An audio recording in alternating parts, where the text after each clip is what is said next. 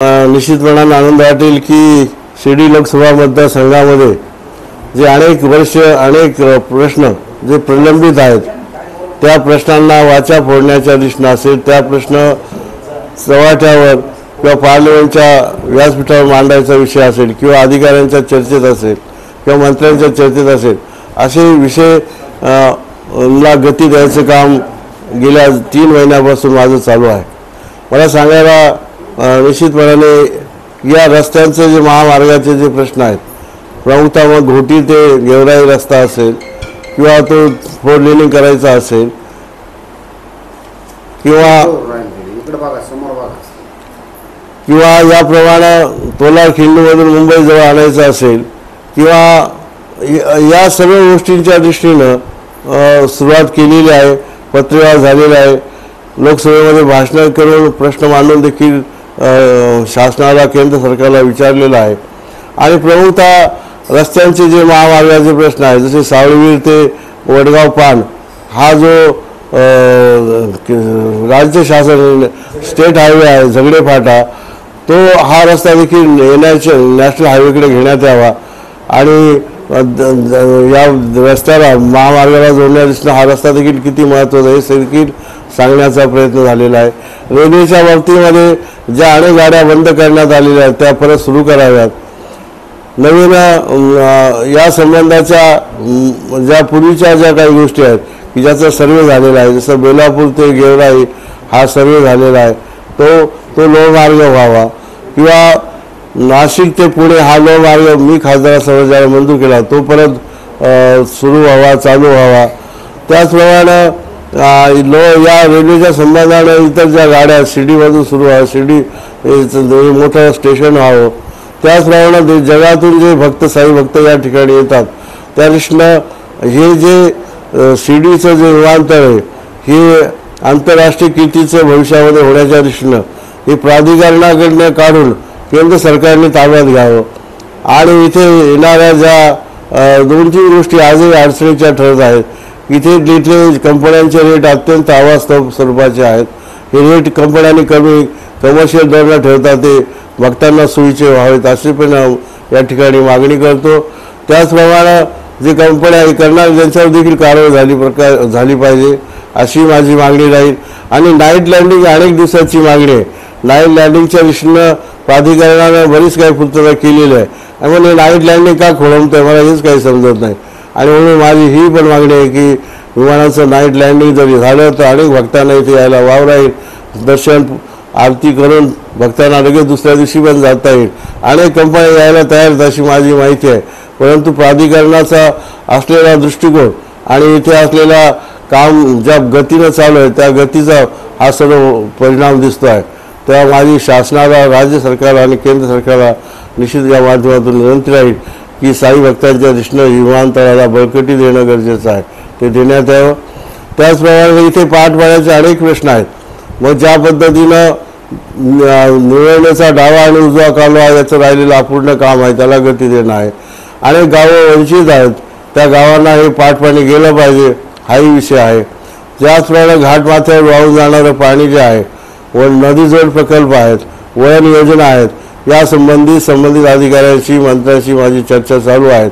आणि ह्या कार्यक्रमाला जास्तीत जास्त गती म्हणून हे कार्यक्रम भविष्यात लवकरात लवकर गतिमान होऊन आपल्या या भागाला जास्तीत जास्त पाण्याचा स्रोत म्हणून आपला सर्व भाग सकल आणि सिंचनाखाली यावा असे देखील माझे प्रयत्न असणार आहेत, धडपड असणार आहेत.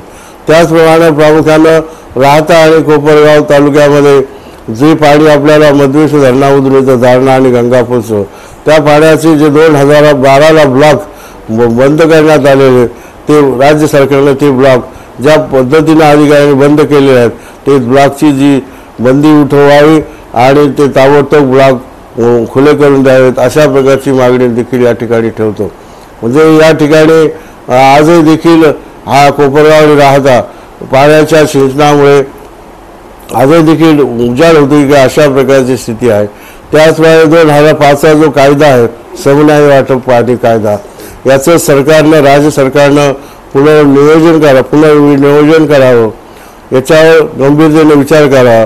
यासाठी मी आपल्याला खास माहिती देईल की 8 TMC पाणी ज्या पद्धतीनं तिकडचे लोक मिळवतात आणि जायकवाडी धरणाला जेव्हा हे 8 TMC पाणी सोडलं जातं, निम्मं पाणी रस्त्यामध्ये त्याचा कोणालाच उपयोग होत नाही, ते वाहून जातं आणि उरलेलं निम्मं पाणी ज्या वेळेला धरणामध्ये जातं ते देखील तळाला जातं आणि त्या धरणात गेलेल्या पाण्याला देखील उपयोग होत नाही, म्हणजे त्यांनाही उपयोग नाही आणि या भागाला उपयोग नाही.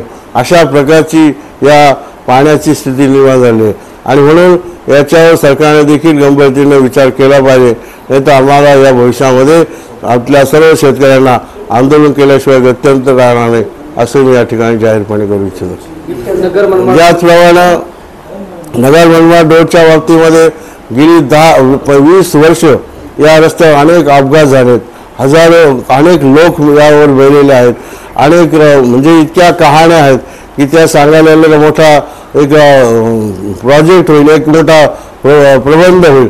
असा हा रोड देशामध्ये खरं म्हणजे एकदम वाईट अवस्थेतून चमकतो आहे. इथे येणारा साई भक्त मग तो आल्यानंतर पहिला इथल्या पदाधिकाऱ्यांना जे काही राज्यकर्ते होते यांना शिव्या दिल्याशिवाय जात नाही.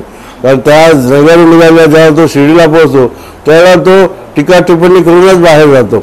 अशी अवस्था 1 वर्ष नाही, गेली 20-25 वर्ष ही अवस्था आहे. आणि याला कारण एक आहे जे मी ऑब्झर्व केलं आहे की यामध्ये ज्या पद्धतीनं न्यूनतम दराने ज्या ह्या निविदा स्वीकारल्या जातात आणि त्यामध्ये जे आतामध्ये 4-5 ठेकेदारांनी कमी आता तर शेवटी निविदा माझ्या माहितीवर 34% खाली आलेली आहे आणि ते निविदा घेतात आणि जे ठेकेदार आहेत नंतर ते सोडून जातात. शासन त्याच्या कारवाई ज्या करायला पाहिजेत. मी तर म्हणतो ज्या ठेकेदारांनी आतापर्यंत हे कामामध्ये जाणीवपूर्वक जे कमी याने घेतलेलं आहे आणि काम खोळवलेलं आहे त्यांना सर्वांना ब्लॅकलिस्ट करावं, त्यांच्यावर कारवाई करावी आणि जी माणसं मिळली त्यांच्या या कृतीमुळे त्यांच्यावर मनुष्यवधाचा गुन्हा दाखल करावा अशी देखील माझी मागणी राहील. आणि मी केंद्र सरकारचं लक्ष वेधलेलं आहे.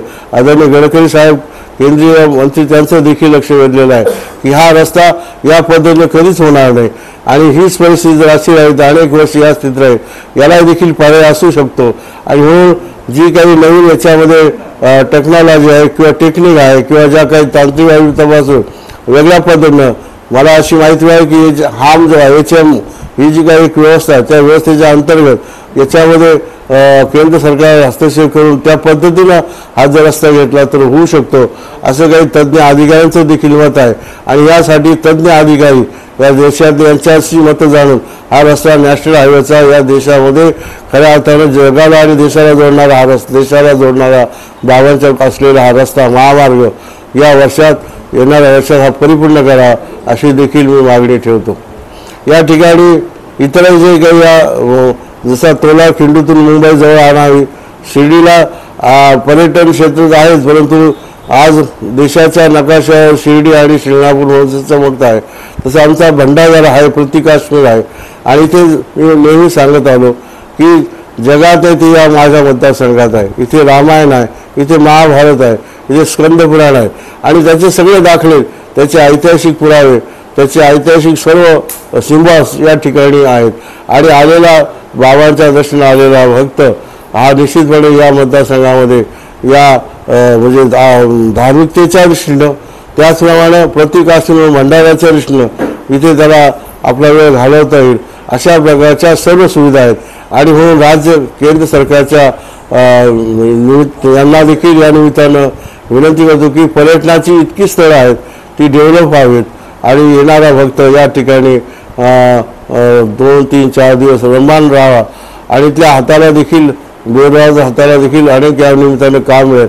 आज आमच्या आदिवासी क्षेत्रामध्ये काजवा महोत्सवाच्या निमित्तानं हजारो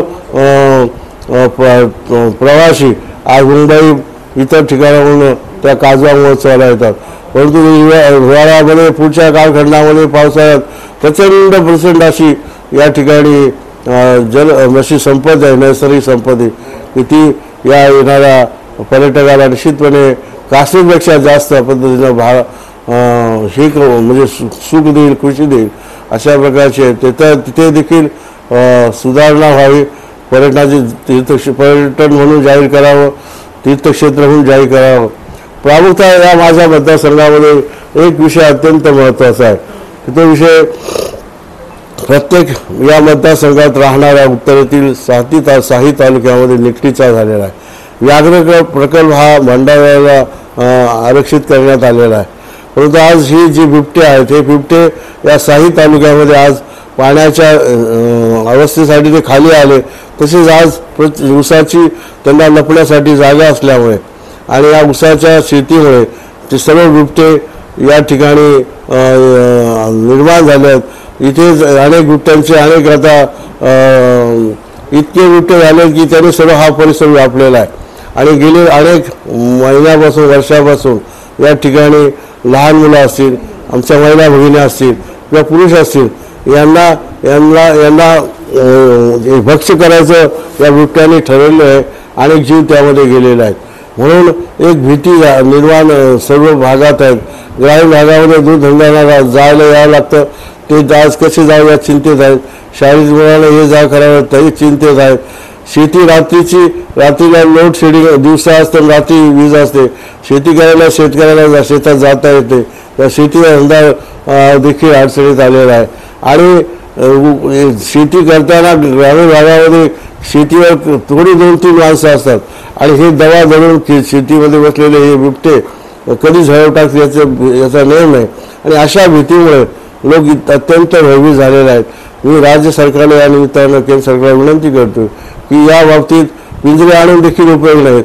पिंजऱ्याची क्षमता, फॉरेस्ट अधिकाऱ्यांची क्षमता आणि यातून कधीच त्याला पर्याय उपाय किंवा संरक्षण होणार नाही। या भागाला खरा जर न्याय द्यायचा असेल तर हे जे बिबटे आहेत यांच्यासाठी स्वतंत्र भाग, जो भाग सुरक्षित असेल या देशात आणि राज्यात तिथे बिबटे सोडून द्यावेत आणि हा भाग त्यामधून मुक्त करावा, अशा प्रकारची देखील मी मागणी करतो।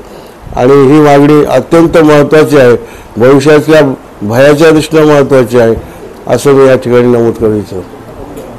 थँक्यू।